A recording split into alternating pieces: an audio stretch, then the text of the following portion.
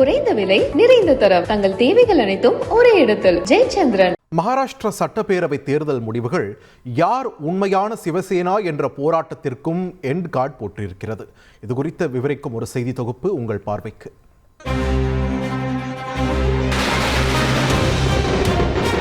இரண்டாயிரத்து 22ஆம் ஆண்டு சிவசேனாவை உடைத்துக் கொண்டு பாஜகவோடு கைகோர்த்தவர் ஏக்நாத் ஷிண்டே. பாஜகவோடு கைகோர்த்த வேகத்தில் மாநிலத்தின் முதல்வர் அரியணையில் ஏறிவிட்டார்.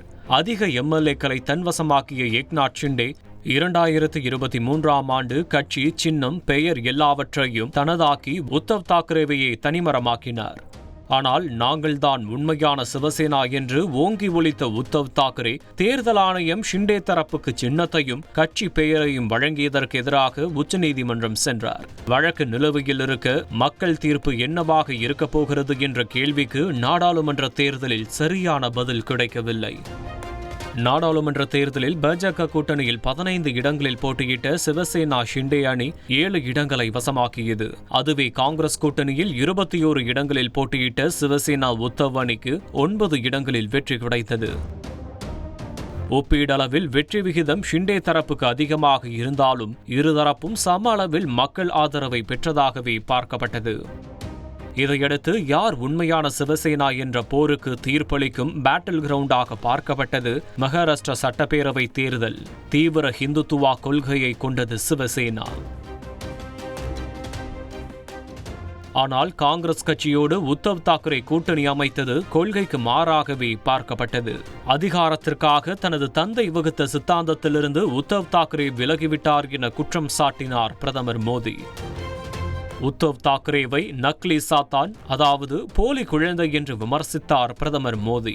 ஷிண்டேதான் பால் தாக்கரேவின் உண்மையான வாரிசு என பாஜக தீவிர பிரச்சாரம் செய்தது.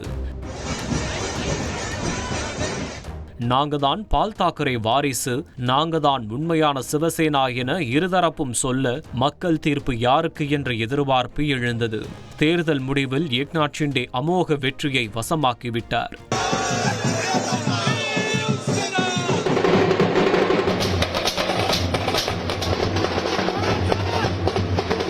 பாஜக கூட்டணியில் 61 இடங்களில் போட்டியிட்ட ஷிண்டே தலைமையிலான சிவசேனா அணி 57 இடங்களை வசமாக்கியது. இதுவே காங்கிரஸ் கூட்டணியில் 92 இடங்களில் போட்டியிட்ட சிவசேனா உத்தவ் அணி வெறும் 20 இடங்களையே வசமாக்கியிருக்கிறது. ஷிண்டே அணியின் வெற்றி விகிதம் அதிகமாக இருக்க மக்கள் ஏக்நாத் ஷிண்டே அணியை உண்மையான சிவசேனாவாகவும் அஜித் பவார் அணியை உண்மையான தேசியவாத காங்கிரஸாகவும் ஏற்றுக்கொண்டனர் என கூறியிருக்கிறார் பாஜக துணை முதல்வர் தேவேந்திர பட்னாவிஸ். அவரை போலவே பலரும் ஷிண்டே அணியை உண்மையான சிவசேனா என மக்கள் தீர்ப்பளித்து விட்டதாக சொல்ல, அதெல்லாம் இல்லை, இது மக்கள் வழங்கிய தீர்ப்பல்ல, இது அதானி உதவியால் வந்துவிட்டது என சொல்கிறது உத்தவ் தரப்பு.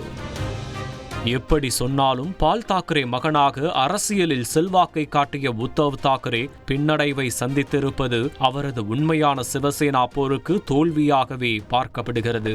குறைந்த விலை நிறைந்த தரம் தங்கள் தேவைகள் அனைத்தும் ஒரே இடத்தில். ஜெயச்சந்திரன்.